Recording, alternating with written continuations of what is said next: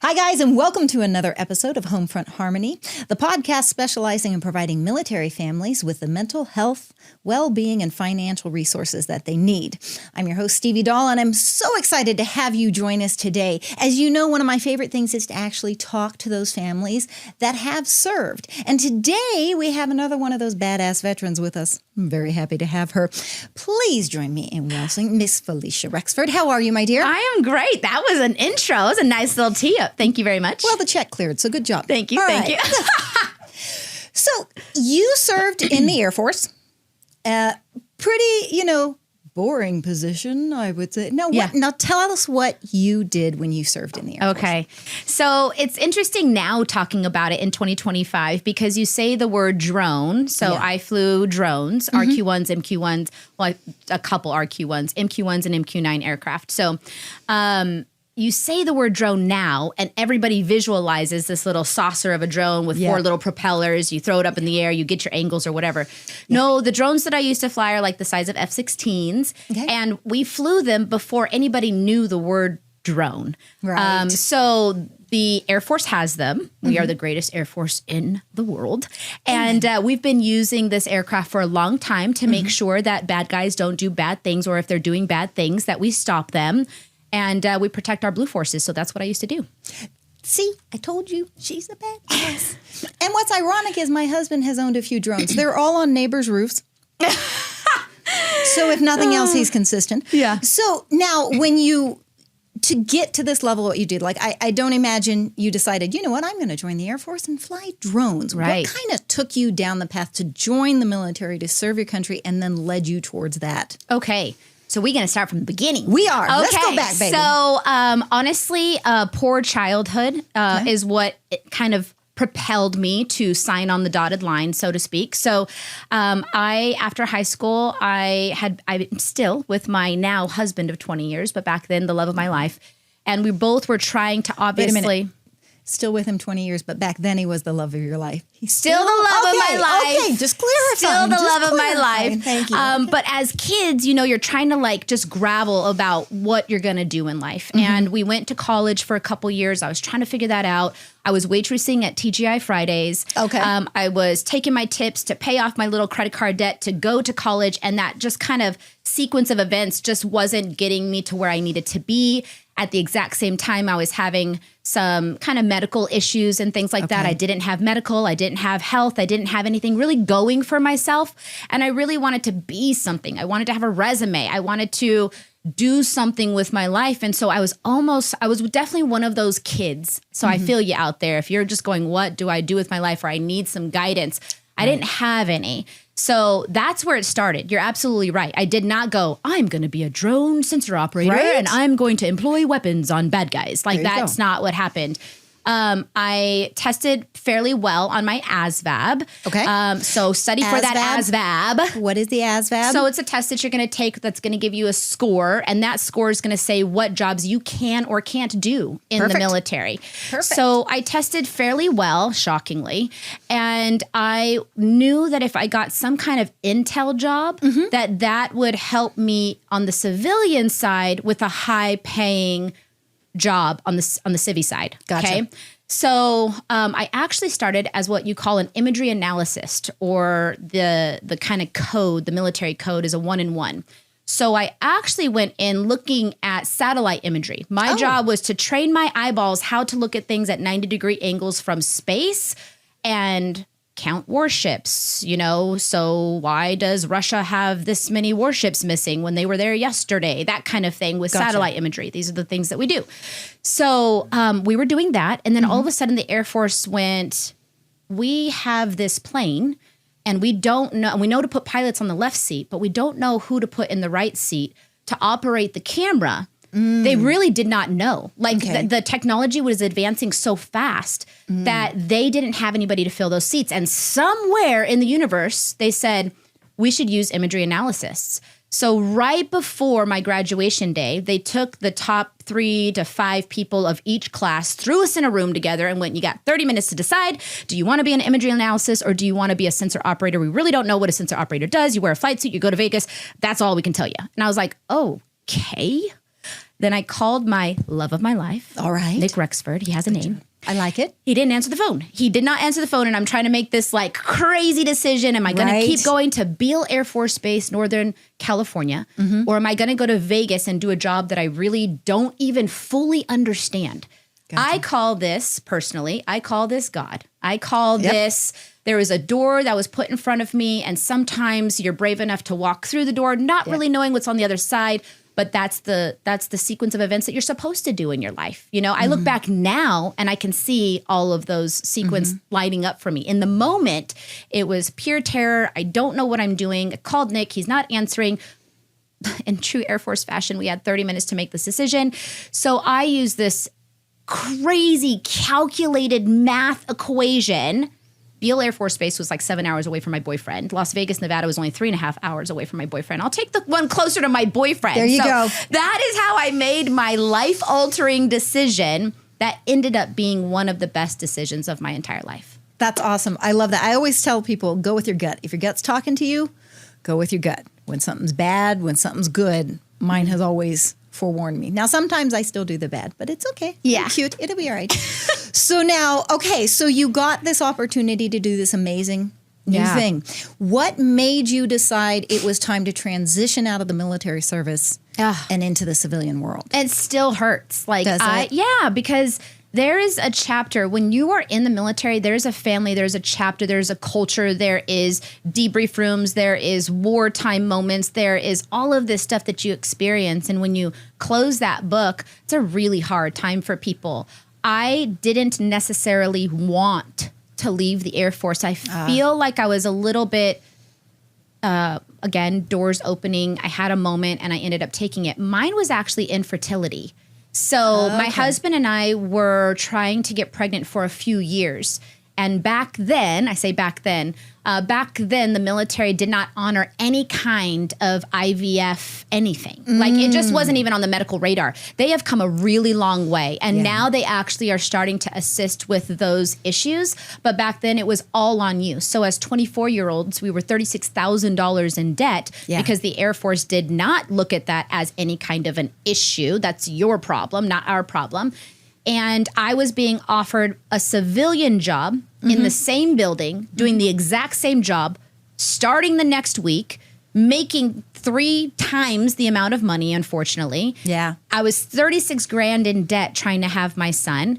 And so I thought, well, that's a pretty beautiful transition. I get to still work with the people that I know, love, respect. I know this job. I'm good at this job. But I'm going to make the money that I'm going to need if I really want to continue going down this path of trying to grow my family. So it wasn't necessarily, in my opinion, a choice. Gotcha. Does that make sense? Yes. I loved every minute with the Air Force. And I loved actually my kind of transition into the civilian sector because I ended up doing 9 more years of government work, teaching and training how to employ, launch, and land these aircraft. And I think that I had a really beautiful chapter with that. You know? That's awesome. I love that. It's funny because like you were bringing up how the Air Force has evolved now with IVF. And I see this so much in history. My cheesy, easy example is in the olden days when they would be like, well, you didn't get pregnant with a son. Well, that was his fault. Right. Not mine, you know? Right. And as the times change and we realize and we understand how things work and how they evolve and grow. And I'm always grateful when I get to see areas where we have learned and our military has learned and we're taking care of our people better. There's still a long way to go, I will say, because I know a lot of same-sex couples that IVF is still not approved in the military, just highlighting the facts right now in 2025. But there is a large portion of people that are being assisted with IVF, and I think that's a really beautiful thing because I know how lonely that was to navigate on our own with our own pocketbook. Yeah, I talk a lot about there's resources now that when my dad served, we didn't have. And, you know, they have the Military Spouse Employment Partnership where they're helping spouses get jobs because it's a 25% unemployment rate. Good night. And, you know, and it's all those levels of where the support wasn't there before. Now, is it perfect? No. But progress is being made, steps are being taken, and there's room to keep going from there. So that's always an exciting thing for me on that. So you transitioned military job into civilian world, but basically doing the same job that you were doing in the military in the civilian world. Yep, for about 13 years in total. And then what made you go, hey, you know what? I should sell real estate. I should sell houses. That is actually another logical kind of sequence of events, really, when you peel back the onion layer. So when we were young, and here in Las Vegas, the market, we always talk about the crash. Everybody's going to know that as like 2007, 2008 market crash. Everybody was anti-real estate. Oh, how we learn, right? Anti-real estate. I had went to work one day. This really happened. I went to work one day and one of my coworkers was short selling her house. I had been to her house. It was a 2-bedroom, 2-bath, single-story house in North Las Vegas. Cute as heck. Short selling it. I just casually asked her, well, how much are you selling it for? And she said, $70,000. 2-bedroom, 2-bath, single-story house with a nice big backyard. And I am not a mathematician at all, but I ran home to my husband and I said, so-and-so selling our house for $70,000. I think we should buy it. And he said, yes, we should. And we both just made this really fast decision of, we're going to do this. We didn't have a lot in savings. This was going to be our first investment. We were very young. And we poured every penny of our savings into that house to buy it. My mortgage was $595, and I rented it out for $1,000. Okay. So I did this thing, and I went, that works. Right. Right. So that works. Mind you, for everybody watching this that is anything like remotely interested in real estate, everybody told us not to do it. Just like I've almost been warned my entire real estate investing career, because I'm a realtor, but I'm also a real estate investor, not to do it. Okay. So just take that with a grain of salt, because I'm so pissed off at this point of people trying to educate me on things that they didn't do or what have you. But after that first purchase, we bought a house a year. So then the market started to uptick a little bit. I remember being so angry that a 3-bedroom, 2-bath, single-story house on a corner lot cost $85,000. Gosh, dang it. Like, I remember being so pissed about that. My mortgage was $600 and some odd dollars. We turned around, we rented it for $1,200. That same house I sold about 2 years ago for $400 and some odd thousand, and I bought my in-laws their second home. So real estate works, y'all. But we did that. We did that. So you asked me, why did you leave? One night, my husband and I were pulling down our bed, so like getting ready to go to bed, and we were kind of being a little morbid, and I was saying things like, what would you do if I died tomorrow? And we talked through it. And I said, and if you died, I mean, at that point, I think we had about 6 houses. Okay. So I said, well, I could always sell, we always had the names of the houses, Pepper Pike and Druid Hills and this. And I could pay off this house, and then the kids and I would be fine. You know, so we're talking through these things. So then I sat down again, handy dandy math calculator, and I thought, how much would I save if I just sold all the houses, these 6 houses, because we're going down this morbid path of my husband dying, myself. And back then, I'm like, okay, I could save about $36,000. $36,000 to a widow with 2 children, that's a lot of money. Yeah. I went and got my real estate license just thinking in the event I needed to start moving these properties. Gotcha. I could do it myself. Oh, okay. And this is what I said. There's just these moments in your life that are so vivid. I looked at him and go, and if I sell a couple houses a year, that's a nice little savings bonus for us. There you go. So I was going to go get it. I was going to put myself in a position that if I ever had to sell property, I could do it myself. And if I sell a couple houses a year, what a great little savings account that could make. Right. That again, I think was God going, you should do this. Yeah. You should do this. Yeah. I had no idea what I was in for. It's an amazing ride. My husband is a real estate broker. He's been in real estate in Vegas for over 22 years. So he was around when the crash and everything happened. And it's amazing how different an individual each one is. Each real estate professional, how they handle the situation. He's so calm.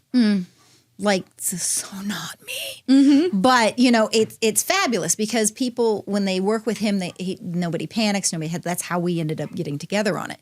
Do you find that you use some of your military in how you handle real estate. All the time. Because I'm sorry. It is okay to boast about the things that you're good at. Yes. Or that you bring to the table. I think we should do this a little bit more. One thing that I feel like I can do well, that I did well in the military, was I was able to take big topics like landing an aircraft without an engine, and I was able to break that down to make sure that all my students understood it by the time we were done with that lesson. Yeah. So big cosmic idea, your engine just went out, you're at this much altitude, you're this far from the base, what are you going to do? Right. You know?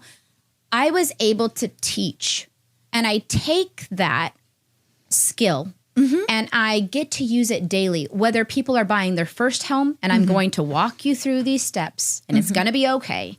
And it's going to be one hurdle after the next. But guess what? We're going to talk about each hurdle and how we're going to hop over that.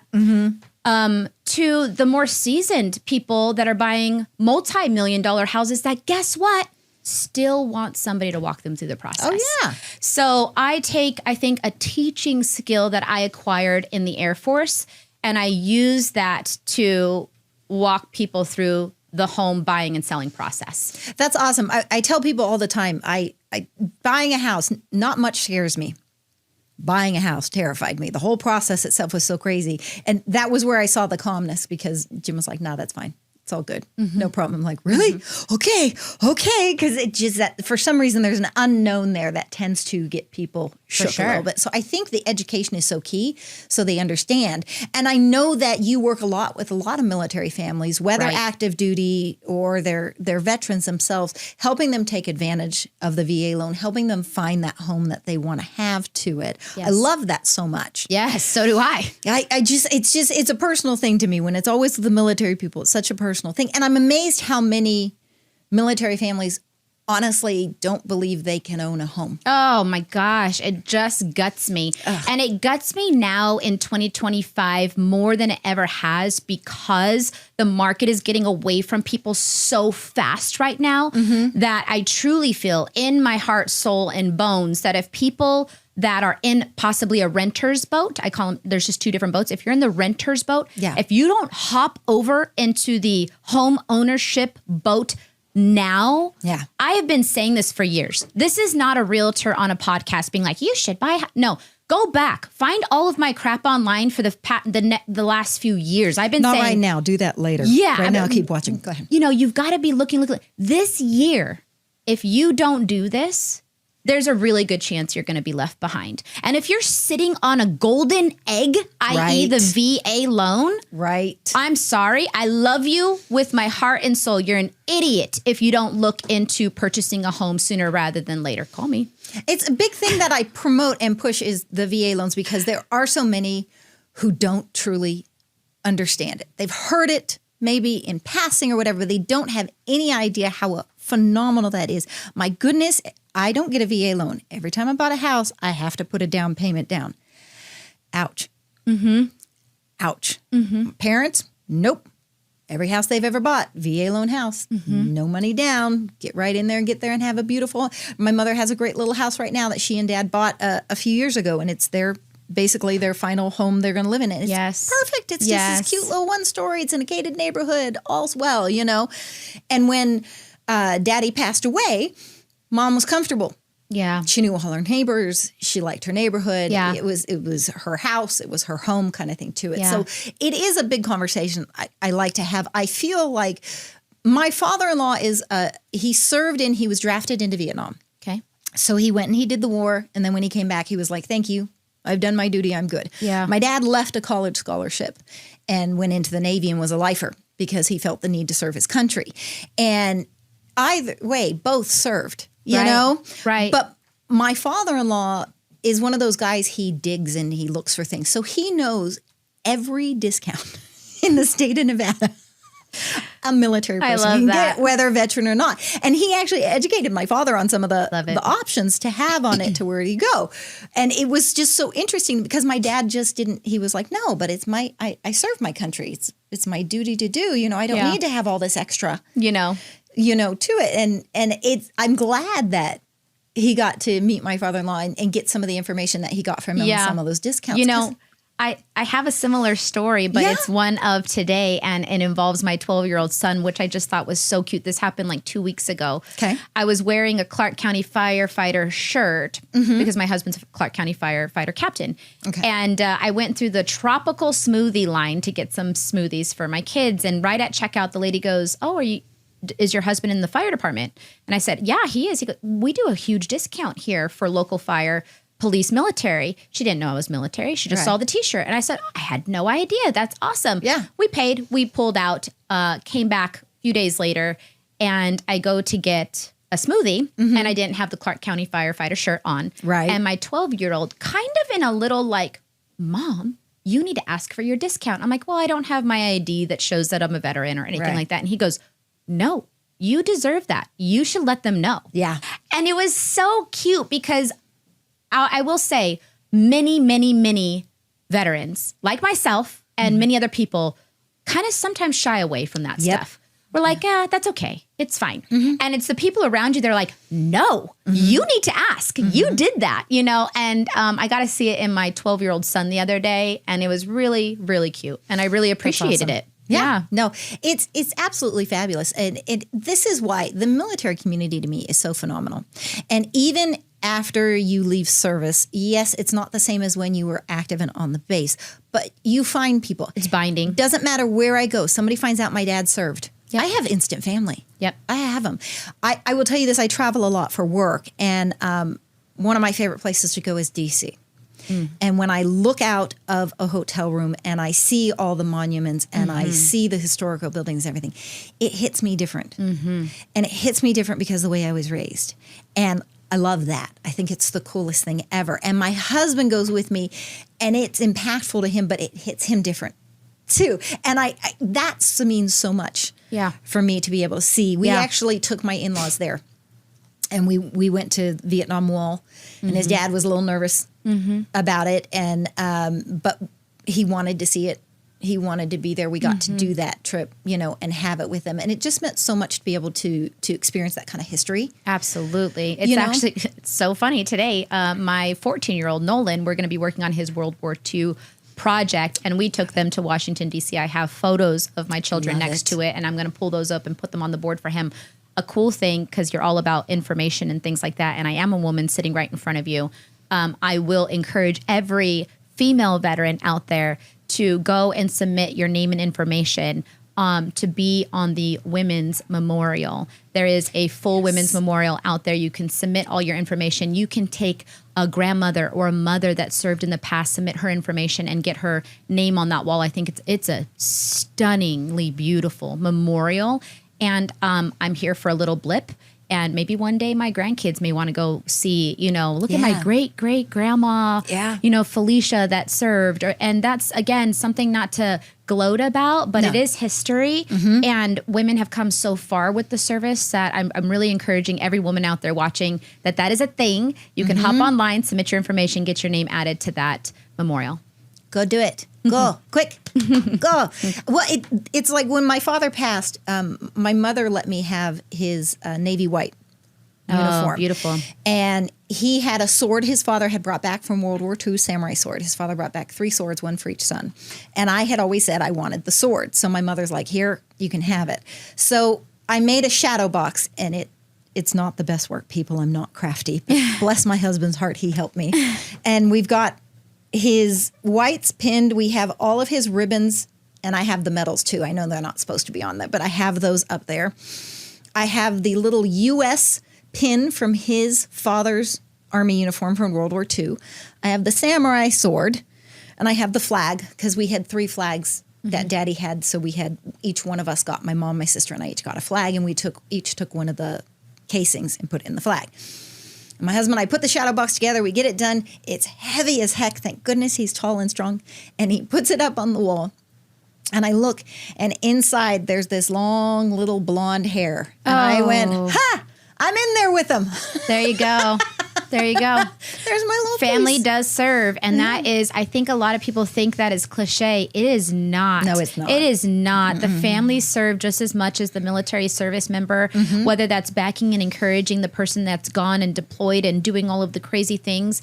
It is a very selfless act. I know a lot of people will extend their handshakes and say thank you for your service and your sacrifice. Definitely include the families in that because the sacrifice that I see now on the real estate side, a very small example, is moving every 2-3 years. Yep. Let's take the idea of you have a middle schooler or high schooler, these really like tough times in these kids' ages and going, guess what?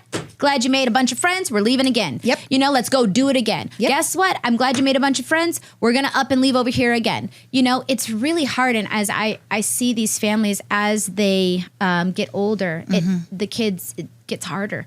And, you know, when I have those moments with the family and with the parents, I'm like, how is Brad doing or how's Isaiah doing? And they're like, it's not good. And I know what that means, you know? So service and sacrifice, there's so much. It doesn't necessarily mean, you know, thank you, you lost your arm, you lost your leg, you know, your so-and-so passed away in the war. It's this repetitive sacrifice. No matter how long their career is, it's sacrifice after sacrifice. It's night shift. It's missing all the soccer games. It's missing all the holidays. It's missing all of this. I'm a huge, huge advocate for people understanding that it really is the family. So your hair belonged in that box because you served and sacrificed too. Oh, 100%. One of the biggest things that actually started me with this podcast, talk about being pissed off. My mother, after Daddy passed, reached out to the cell phone company and said, I need to cancel his line. He's passed away. And they said, okay, well, we're removing your military discount. And my mom said, why? I still have an active military ID. And the person actually said on the phone, because you're the spouse and you don't count. He was in 21 years. Yeah. She was by his side the whole way. Yeah. By God, half the reason he did everything he did and accomplished everything he did, he would tell you, was because of her and her love and support. Yeah. And so, no, that's not it. Yeah. Yes, she does count. Every single one counts. One of the biggest pushes I have on resources is especially for the military kids. I grew up different because I understood my dad might not come home. Kids of first responders kind of deal with the same thing. Most people have no idea how that feels. Was I terrified he was going to die? No. Did I know that was a potential risk, but something he was willing to do for something he believed in? Yes. Same kind of concept to it as we went on as we got older. I liked moving every 2 years. My sister did not. My sister wanted to stay stationary in a place. She just preferred that. That's half the reason my dad got out when he did. He thought we both wanted him to get out. She was really happy. I could have cared less. I was good either way. And so I try to promote, there are so many programs now that are out there. Military One Source, Blue Star Families. There's a military child. Actually, there's several military child ones. There's groups on Facebook. They're on Instagram. Talk to someone. You're not the only one who's frustrated or having a hard time or going through something rough. There are others out there you can talk to that can help walk you through this. So please do not battle this alone. Please do not think you're alone. And if you don't know where to go, you reach out to me and I will lead you, okay? Because it's so important to have those conversations. Yeah. It really, the mental health thing, we talk about it more now, but we're still not quite to the level where we need to be. Oh, not at all. And that's a hard shell to crack, and I definitely am encouraging more cracking happening for sure. Yeah. I should say, so to speak, because when you are a first responder, again, married to a fire captain, right? And I'm a veteran, there is a type of mental blockage that sometimes you do just to get through what you see every day. Yeah. You become a little hardened and just to get through it, just to get through your service, just to get through, in my husband's case, his shifts. Yep. I mean, he comes home and I'll be like, you know, how was your day or how's your night? Oh, we had this guy die and we had this happen and this and that. And then I'm like, okay, do you want to go to the gym? You know, or what do you want to eat? You know, and we just kind of move on. I mean, I will kind of tap and like, you okay? You know, the kid ones are always hard for him. Whereas on my side of the house, you know, I was in Operation Iraqi Freedom, Operation Enduring Freedom. We were taking lives. Yeah. So he's out there saving lives that are messed up. I'm out there taking lives. And you just kind of do what you have to get through it. it's not, I'm 41. It's not till very recently where I've allowed myself to be in a quiet room and really go, ooh, you know, and you start to really kind of digest things that you saw and accomplished and whatnot. And I hate to say it this way, because it's going to sound like a little bit of a negative connotation, but it's also not till you get like-kinded people around you that understand these sentences that you can say that often happen, unfortunately, like at a bar or something like that. And then you mention something to a friend and the friend looks at you and you start to see their eyes swell and you're like, sorry. Like, I'm so sorry, you know? And you both look at each other and you go, yeah, it sucks. I'm still processing that. We just don't talk about it a lot. We don't. And I think that is a save yourself shell that we build. The good news is you're not alone. There's a lot of people out there that are processing these things that they have seen, accomplished, been a part of, done, etc. And there are a lot of resources that you should be reaching out to. So I know we went a little dark there. The reason why I went a little dark is that just very recently, we've got suicide after Facebook crying out for help and things like that. You are not alone, and there are plenty of resources, and you are not alone with these demons that you're battling and things that maybe you're reliving, etc. There are a lot of options out there, and you just got to reach out. And I just wanted to throw that out there. No, absolutely. It's 100%. That's the whole point of this is to keep doors open, to keep conversations going. I am the director of security for an international staffing company. I deal with some messed up crap.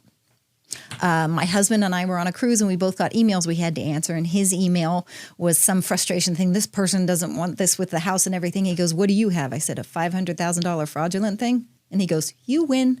I'm like, I don't want to win. Yeah. This is, you know, and it lightened the mood a little bit so that I could get through what I get through. But it's something that I can't explain. But the way I was raised, I'm a protector. It's my job to protect people. It's what I will do. It's where I am in the end. The fact that I didn't end up in the military is kind of odd. But I had, when we had the recent DCA plane crash in D.C., my employee was in D.C., right by that airport in one of the hotels for a meeting. Until I could talk to him and make sure he was okay, I can't describe to you, that was fear. Yeah. Because there wasn't anything I could do from the position I was in. And then my mind started going through, all right, who was on the planes? Was anybody I know? The military people? Were there anybody? There's just a whole sequence of ways where you have to go through it. And thankfully, I was home. A bunch of people kept calling my husband, oh my gosh, because I usually fly into that airport. But it was just, and then every once in a while I'd be doing, or I'd have, and Jim would just put a hand on me, on my arm or something like that. And it would just be like enough that I could, I could breathe a little easier. I could do a little easier. And that's taken, we're having our 7-year wedding anniversary on Monday. And finding the dance, because we found each other later in life, and learning to communicate and do the things. Sometimes it's a little harder when you meet later, but it's there. And it took a lot for me to be vulnerable like that. Okay, I'm a strong person. I'm going to protect you. I don't need protecting. Yeah, you do. So you got to be able to give yourself that grace. Let yourself reach out. You're not weak. There's not something wrong with you. You have not failed. You're actually stronger because you reach out. Yeah. It's just as simple as that for me. Yeah. Yeah. Yeah. I this morning was reading a post where one of our friends on Facebook, who's a veteran, has been kind of having moments where that person was kind of crying out for help. And if you read between the lines, and the network of people in the background, have you texted this person? Have you called this person? Yeah, I've texted. What's going on? This, that, the other. We got that person some help, and he was checking in kind of with the Facebook world and letting us know, what he's going through for helping his mind, at his words. And I thought that was very powerful. You just said, you're not weak, this, that, the other. I thought that was really, really strong of somebody to be able to do that and throw it out on Facebook, because, and it naturalized or neutralized maybe people that he doesn't even know seeing that post, that this is a thing, Very true. And that may open the door for somebody else battling something. Exactly. To feel free to reach out to do. Yeah. Yeah. So, so sorry we went heavy. It's what we do. Yeah. Yep. All right. So now you're dominating the real estate world. Yeah. You know, hubby's captain fire department. Yep. And then you also do, because we've had some of your friends on, Women's Moving Mountains. Yeah. My nonprofit just turned 1 year old. Yay! Yes. Yeah. I have to say if I don't know. I'm 41. And so, you know, I am a foot on the gas pedal kind of person, entrepreneur. We own Airbnbs. We invest in real estate all over the country. My real estate company does well, this, that, the other. But I joke saying this, but there's a lot of fact. The fact is, if I die tomorrow, guys, okay, I don't want, and this would never happen, anybody to stand up and be like, she was the best realtor I ever had. Like, who wants that as a legacy? You know what I mean? So like this, that, the other. I've really been deep diving into like, what is it that I can leave behind besides two kind, hardworking children? That's one of my missions, right? And that's my everyday being a mother. But what kind of human was I? Who was I to my friends and my family? You know, this kind of thing. And what impact could I make? I've realized really quickly in my life that I'm a natural cheerleader. Yeah. I am somebody who's going to look at you and go, yes, you can. Yep. You can do this. You can do that. I may not be able to do that, but you sure as heck can. So I'm going to sit in the crowd and cheer you on. I love doing that stuff. I love inspiring. I love trying to be strong, all of that. And being a woman, actually, I'll tell you the truth, where this even started. It really started at like listing consultation tables. Like I would sit down and there would be a woman on the other side, and my husband's deployed right now. We're going to need to sell their house because of PCSs and this, that, the other, or we're getting a divorce, or so-and-so passed away. I've had a really hard time here. I don't really have a lot of friends. Another one, I'm a new mom. I'm exhausted. I'm depressed. I don't know anybody. I was having these kind of conversations with women so much, and my heart would want to just open up and spill and be like, let's go for walks and let's go for coffee and this, that, the other. And it started out that way, so natural. And so, you know, let me help you. I mean, I do a lot of business that on repetition time. Quickly, I'm like, oh yeah, there's no way to be friends with all these people to the level that you're wanting to help that person, right? What can we do? What can we establish that would give that woman a seat at the table with many other women? And maybe this person to my right is the person they're supposed to be talking to and doing life with and finding each other. So how do we give this neutral space to as many women as we can, whether it's an entrepreneur spice we laugh about, or it's a mother spice, you know, all these different spice girls in life. How do we get you this network of women? So Women Moving Mountains was born a year ago. I think you've had Nikki on, who is our CFO. You've had Maggie on, who is also in charge of our social. I think you've had Angela on, who is also a CEO. And Women Moving Mountains was born. And what's crazy is social media is just such a powerful thing. Obviously, you're tapping into it right now. That we would post a walk or something, just a walk. Like, hey, Women Moving Mountains is going to be at Lone Mountain. We're going to do this walk today. You're welcome. We show up, and these people that we don't know would show up. And you start talking to these women, and you're like, who are you? What are you doing? Oh, I saw you on social media. I'm brand new to the area. I've only been here for 6 months, you know, and I'm kind of lonely, trying to figure out how to get my feet underneath me. I'm like, man, that's powerful. Yeah. And so you've got this cause or this magnet, and you just keep throwing this magnet out in the social media world, and like, whoop, here's a woman. Vroom, here's a woman. Yep. You know, and we were creating this thing. It has so much momentum right now. It's truly incredible. We have people donating. We have we have scholarships that are happening right now, that if you go to Women Moving Mountains, we actually have a link that if you want to donate, we're going to be reviewing scholarship applications. We're going to be helping propel young females into the world of life, you know, that may not have a lot of the support and education. I'm not sitting in front of them to sell their house because they're 19 years old trying to establish who they are in life. We're really trying to be there and be the cheerleaders that every woman should be for the next woman next to them. And it's been really, really powerful. So thank you so much for that plug. Definitely check out Women Moving Mountains if you're watching this,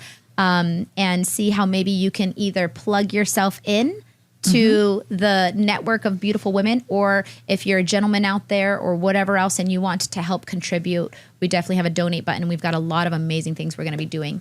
in this next coming year. It's awesome. I tell you what, we're going to have to do an episode and have you come back because Women Moving Mountains, 2 veterans, 2 military spouses, holy cow, close to my heart. Yeah. I love it. We're going to talk about it more. We are actually running out of time. I know. Which sucks, but we have to. We will definitely have you back. Thank you so much for joining us. Thank you so much for your service. And thank your husband for his service. I greatly appreciate everything he does.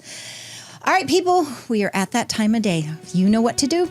You want to like, share, follow. We are on Facebook. We are on Instagram. We are on LinkedIn. We are getting our website created. Oh my gosh, you're going to have links to the resources we talk about. I cannot wait for that to happen. Huge. I am so grateful for you all. Thank you so much for joining us today. We will see you next time. Have a wonderful rest of your day. Covered now.